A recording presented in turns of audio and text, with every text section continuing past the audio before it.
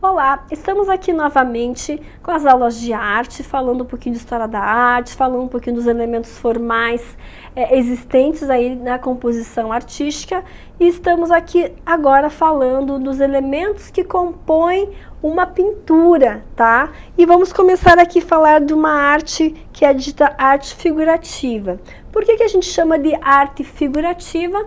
Porque aqui a gente vê, no caso da obra de Joan Miró, por mais que seja uma obra meio maluquinha, né? Porque é uma obra de cunho surrealista, que tem muito conteúdos oníricos do artista, que parece que não tem muito sentido para nós no conteúdo, digamos, narrativo, mas a gente vê que tem bandeiras, né? Aqui a gente vê que tem um cavalo, a gente vê que tem outro animal, a gente vê que tem árvores.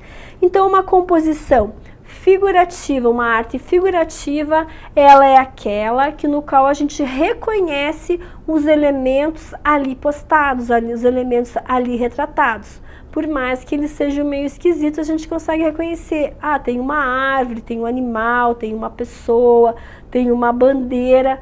Então, são elementos figurados, elementos que buscam representar alguma coisa do nosso mundo que nós conhecemos, que juntos criam uma certa narrativa.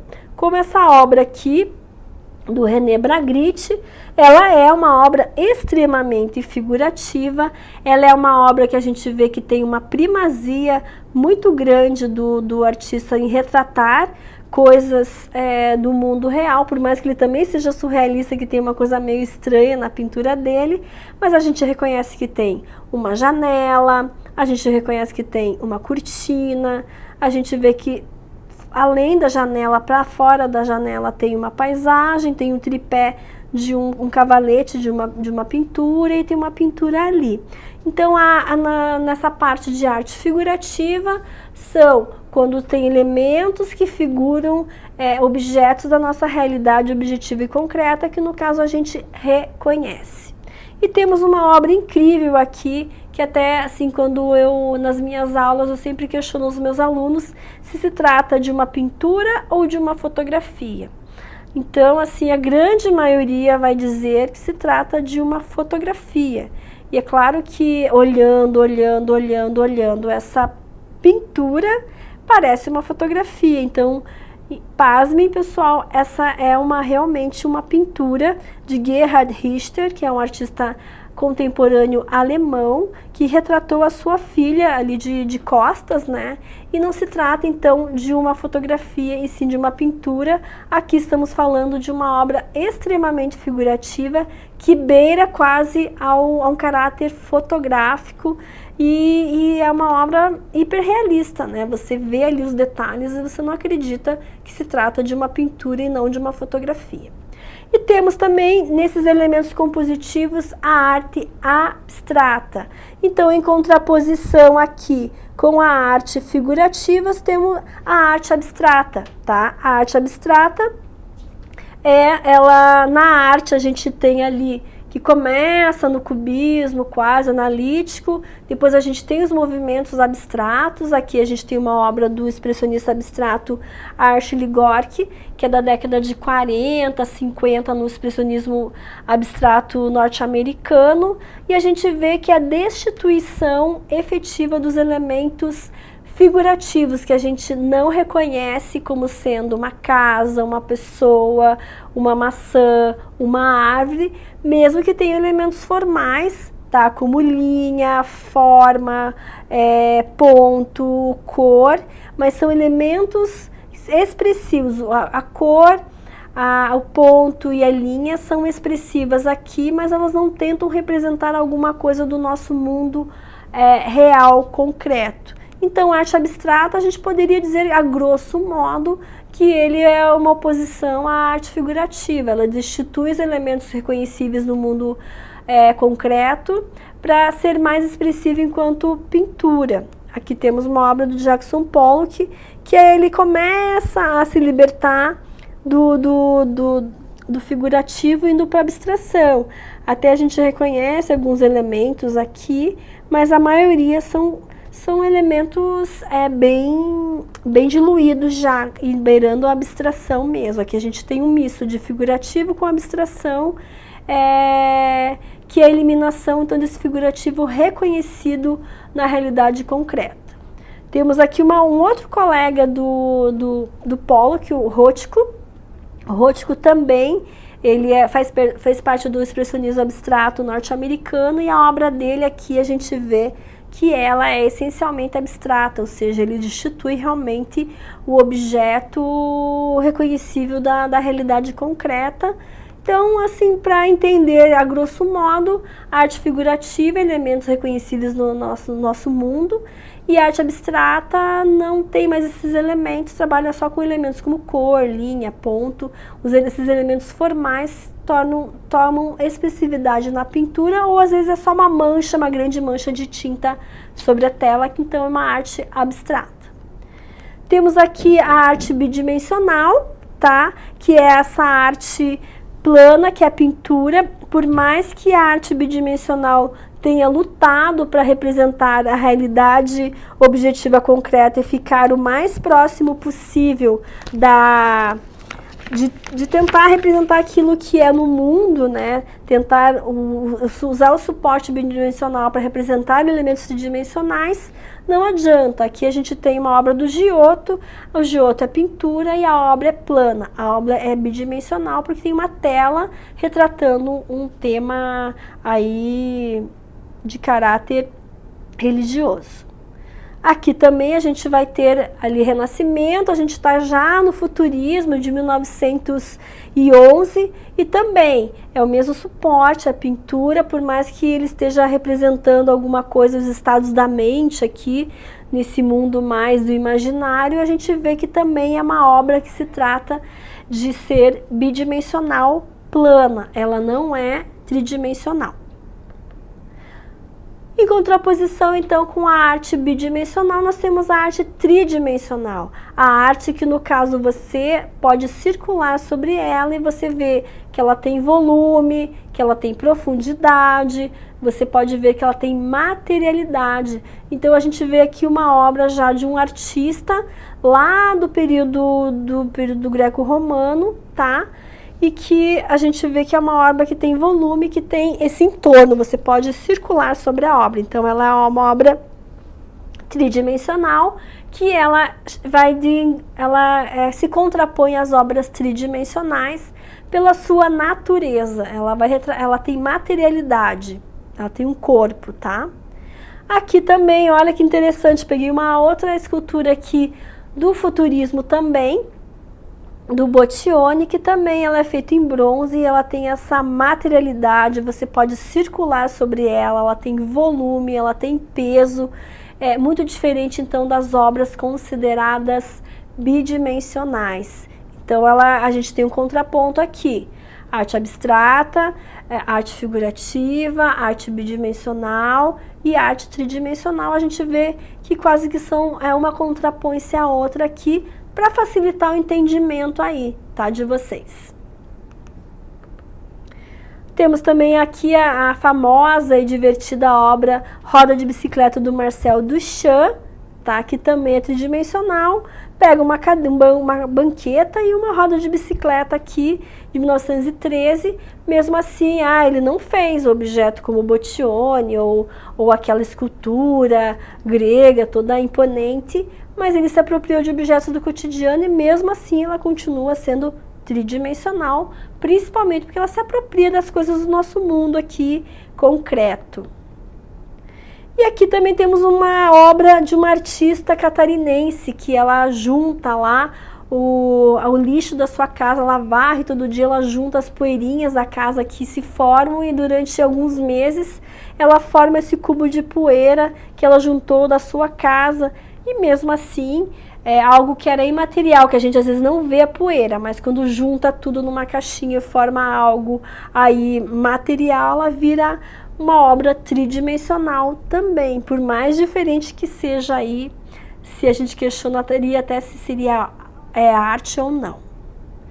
Temos aqui também uma obra do Damien Hirst, que ele vai usar aí uma escultura de platina que ele usou um molde de crânio do século XVIII com dentes reais e o crânio é cravejado com 9.000 diamantes e que a obra em 2007 ela alcançou o valor de 50 milhões de libras, que vale bem mais, aí a libra é muito mais cara que o euro, né? Então é uma obra também tridimensional e também é considerada a arte de um importante artista inglês contemporâneo. Categorias conceituais aqui. O que seriam categorias conceituais? Que parte de um conceito, parte de uma ideia. É mais importante a ideia do artista, aquilo que ele quer dizer, do que você elaborar uma obra. Então, normalmente, essas obras de caráter conceitual são apropriações de objetos do cotidiano e que o artista impregna ali, ele insere ali questões, ideias que ele pensa a respeito da obra, a respeito do mundo, ou ele se liga a algumas outras áreas do conhecimento, pode ligar-se à filosofia, à linguística, à sociologia, ele vai juntar outras áreas do conhecimento para pensar a arte, para pensar o ser humano, para pensar a vida, enfim, depende daquilo que interessa a ele pesquisar. E aqui temos uma obra do Kosuth, que é um importante representante da arte conceitual na década de 60, em que aqui para ele não produz nada com as suas mãos. Aqui a gente tem uma cadeira, a foto de uma cadeira e o conceito da cadeira, então ele quer dizer aí as três possibilidades de pensar a mesma cadeira, seja vendo uma foto da cadeira, tendo a cadeira efetivamente, ou tendo o conceito do que ela, o significado do que ela venha a ser aí no dicionário, tá? Aqui a gente também tem uma arte que é o do Andy Warhol, representante da pop art, que aqui ele não vai se apropriar das caixas de sabão, que na época eram famosas, as caixas de sabão Brillo. Ele faz uma reprodução dessas caixas de sabão, ele vai fazer impressões serigráficas, e aqui a gente pensa que essa arte, que é mais o conceito, é mais ideia do que o artista quis dizer, ou seja, ele banaliza um pouco esse status da obra de arte, como sendo a aura, porque está no museu, é feito pelo artista.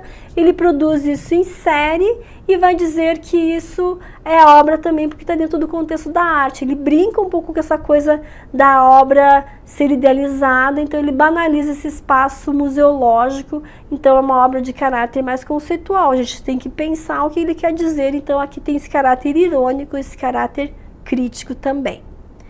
E a gente chega aqui nos gêneros da pintura. Que gêneros temos aqui de pintura? E temos vários, né?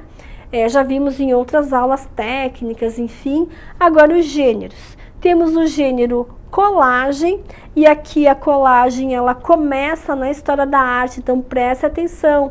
Picasso, cubismo, sempre uma dica importante aqui que pode cair na prova do Enem. A colagem cubista, então, ela é significativa para a história da arte. A colagem começa com o cubismo sintético, com a pesquisa de Picasso, Braque e outros artistas que chamamos de cubistas menores, e ela vai inserir elementos do nosso cotidiano, como pedaços de jornal que Picasso leu no café da manhã e não ia utilizar mais, pegou um pedaço de palha de cadeira que estava estragado e juntou na sua tela, junto com tinta. Então ele quer dizer aqui que todo esse mundo cotidiano que ele vive está impregnando a pintura. Ele está aproximando a pintura do nosso mundo cotidiano, do nosso mundo do dia a dia, e é o cubismo que começa a fazer isso com o cubismo sintético, não esqueçam disso. Depois o dadaísmo e vários outros movimentos subsequentes vão se apropriar da colagem.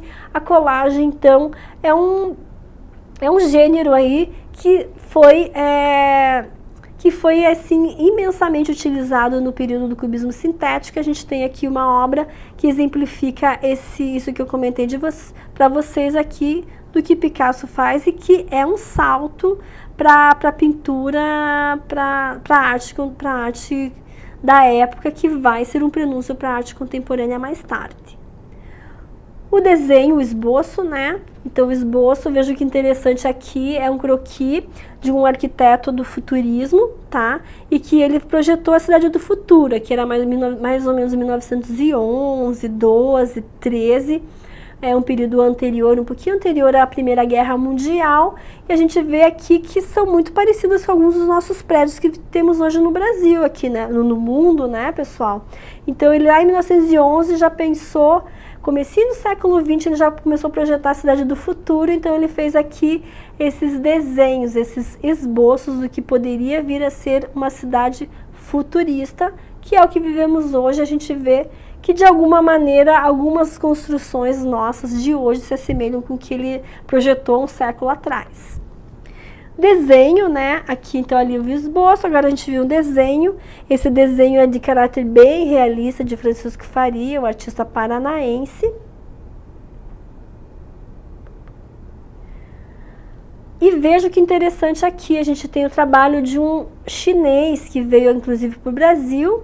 Ele faz desenhos com pólvora, então ele cria lá, ele faz toda uma parafernália com um sistema que ele coloca em cima do papel, depois ele acende a pólvora e a pólvora ela explode sobre o papel e vai criando desenhos, e que no caso cada cidade que ele vai, cada país que ele vai, ele pega temas, como por exemplo no Brasil, ele pegou uma temática, claro, do carnaval aí. Pintura é um gênero, né, gênero compositivo aí, que é o clássico, é o mais conhecido, que tem lá desde sempre. Nós temos a pintura como sendo uma das mais importantes aqui, e temos uma pintura feita aqui do Roy Lichtenstein, do período ali da pop art, junto com o Andy Warhol.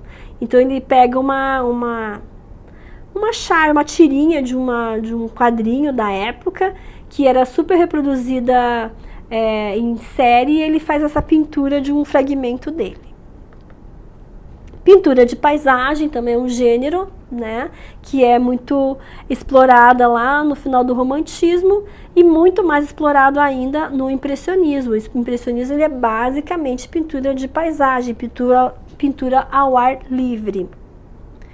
Pintura de paisagem urbana, né? Então temos aqui uma pintura de Gregório Gruber, que é um importante artista do hiperrealismo brasileiro, que ele vai pintar várias cenas solitárias de São Paulo, essas vistas aéreas, essa vista às vezes noturna, do dia a dia, mas sempre retratando esse vazio da cidade de São Paulo, mas de maneira hiperrealista.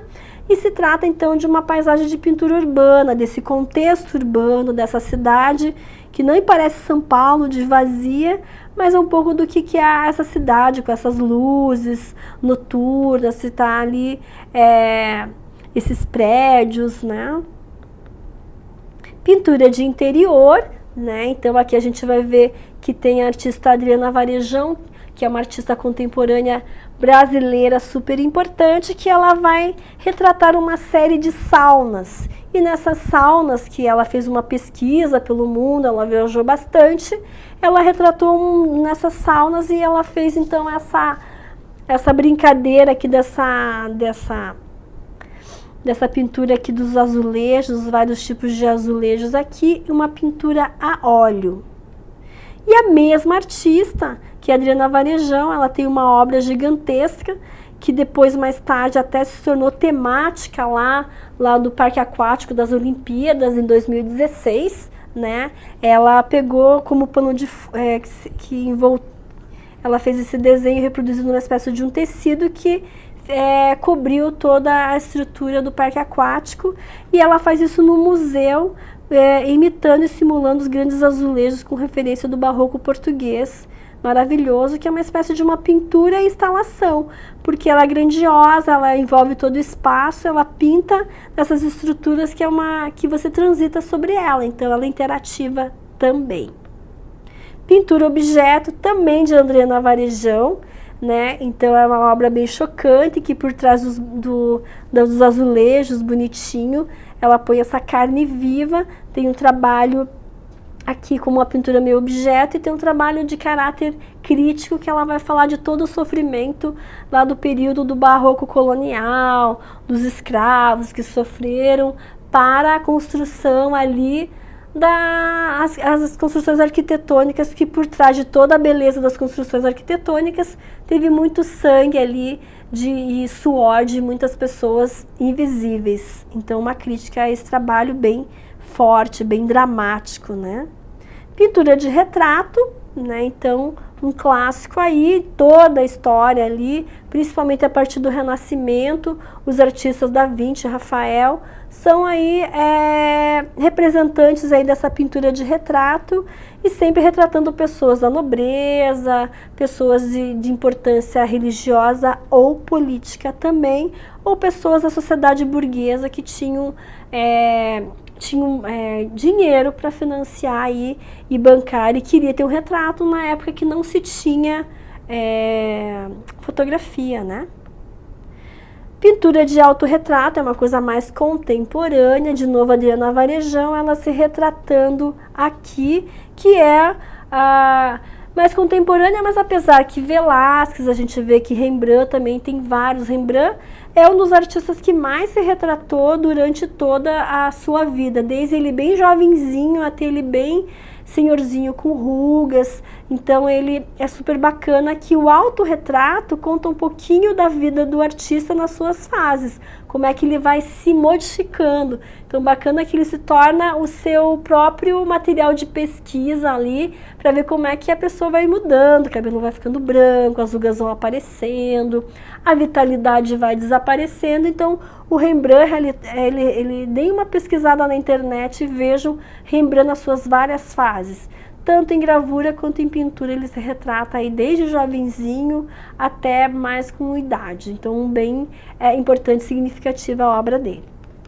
Pintura de natureza morta, que são pinturas de interior, que envolvem, normalmente envolvem flores, pintura de cestaria com frutas, enfim, são pinturas de interior, mas com algum tema que seja flores, sejam objetos, seja fruta, cestaria de frutas, enfim. Cézanne era um especialista em pintura de natureza morta, que ele pintou laranjas, maçãs. As maçãs de Cézanne eram bem conhecidas. Serigrafia, gravura, né, também é um gênero. Andy Warhol, aqui a gente tem bem fortemente gravado aqui. A litogravura, que é pintura em pedra, né? Debré foi um representante grande aqui que trouxe a litogravura para nós aqui no Brasil, né? Retratando um pouquinho da nossa história por meio da lito, que era muito mais prático para a época do que as grandes pinturas a óleo. Então é por questão de praticidade, também porque possibilitava a reprodução das imagens em grande escala, diferente da pintura que tinha um caráter único. A gravura em metal, né? A gravura em metal feita sobre o suporte cobre, e você põe a possibilidade ali de fazer a gravura, pode ser feita em placa de cobre, pode ser feita com ácidos, enfim. Existem vários tipos de gravura em metal. A escultura, né? A escultura, que interessante essa obra do Degas, que faz a bailarina com roupa mesmo, então para a época é uma inovação, né?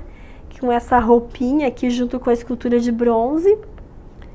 Temos aqui obras mais de caráter abstrato, né, que é o símbolo do infinito aqui que o Max Bill trouxe para o Brasil na década de 50, junto com a abertura da Bienal de São Paulo, a primeira Bienal de São Paulo, que causou um furor muito grande para os artistas da época, porque foi uma inovação muito grande, que o Brasil era essencialmente figurativo e trouxe uma obra abstrata. Então os artistas ficaram realmente encantados com a obra de Max Bill na época.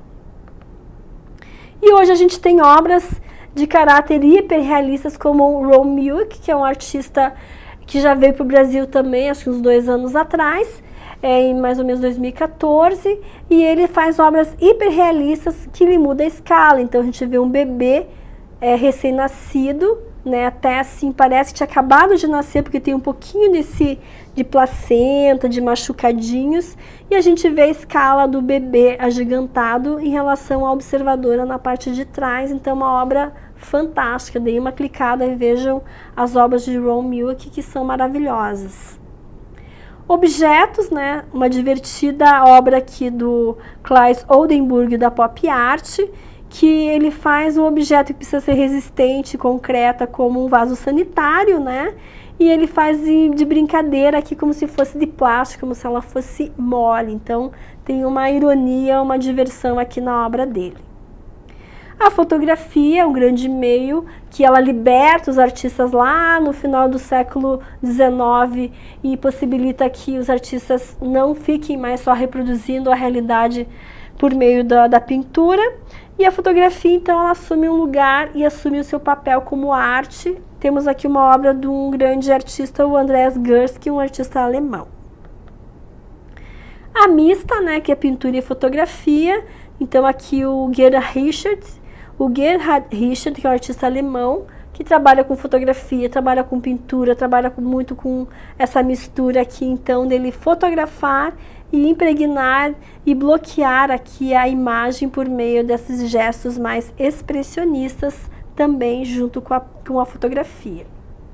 A pintura objeto, que a gente tem aqui uma obra de Rauschenberg, que ele coloca a sua cama, que ele mistura tinta junto com cobertor, ele cria esse volume, então se torna uma obra bastante divertida, e ele é especificamente ali do período da década de 50, que a pintura começa a morrer, então ele começa a inserir na pintura objetos, ele faz um mix ali de pintura com objetos. Temos os happenings, né? O happenings é aquela ação espontânea do artista que não é programada, mas que envolve o corpo do artista, envolve uma ação do artista e destitui todo aquele caráter pré-determinado que a gente tem da pintura, do desenho, da gravura, e a gente tem uma nova arte aqui, que é a participação do público, a participação do artista em o seu corpo na obra. Performance, né? Então preste atenção na performance, que é bem recorrente na arte contemporânea. Marina Abramovic já caiu nas últimas provas do Enem, então dei uma olhada aí na questão que cai, que é uma performance que ela realiza no museu. Então performance é o artista se colocando na obra, ele participando efetivamente da obra, sendo o ator da sua própria obra. A body art é o artista mutilando o seu próprio corpo, tá? E muitas vezes até chegando à sua própria morte. Em alguns casos a gente vê que isso é extremamente danoso para o próprio artista. Video art, né? Video art, depois então dessas várias manifestações aí artísticas, performance, body art, a gente vê que a fotografia, ela primeiro servia para o registro de obras consideradas efêmeras, e o vídeo também. Hoje a gente vê que o vídeo, ela cria efetivamente o seu lugar no espaço, então existem trabalhos artísticos de artistas contemporâneos reconhecidos e que são vídeo arte, tá? E temos, além da vídeo arte, a vídeo instalação, ou seja, a obra, os vídeos são projetados no espaço e ela só acontece e tem sentido quando projetada nesse espaço, quando interagindo com o espaço. Então a possibilidade aí de vídeo instalação, temos um outro trabalho aqui de vídeo instalação.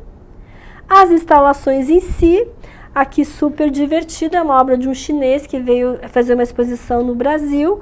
Ele fez essa construção de uma mini cidade com doces, com chocolates. Então veja que delícia você poder comer, estar vendo a obra e ao mesmo tempo comendo um docinho junto com a obra ali, ao mesmo tempo que você vê a obra. Então super inusitado aí, super contemporâneo, né? Você ver uma obra interativa que você anda sobre a obra e ao mesmo tempo você come a obra e com doces maravilhosos ali. Essa instalação também, né, envolve a interação da arte com a natureza.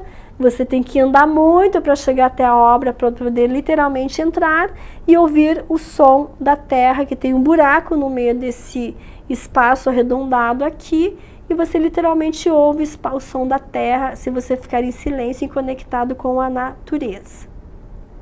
A apropriação, né? Você se apropria de objetos do cotidiano e você elabora uma obra fazendo uma releitura da história da arte. Aqui temos uma obra de Caravaggio que Vico Muniz faz lá num lixão desativado do Rio de Janeiro com a comunidade local. Eles fazem essa grande obra aqui com lixo reciclável. Então veja que interessante, ele faz um trabalho social e um trabalho até de ambiental, de conscientização ambiental também. Deem uma olhada no documentário Um Lixo Extraordinário para vocês observarem e ver o trabalho fantástico que ele realiza. Então, basicamente, seria isso, pessoal. Dos gêneros artísticos, tem bastante coisa. Dei como referência alguns artistas. Dei uma clicada nesses artistas para ver melhor. Alguns deles têm site para vocês observarem melhor a obra deles. Então, hoje seria isso. Até mais.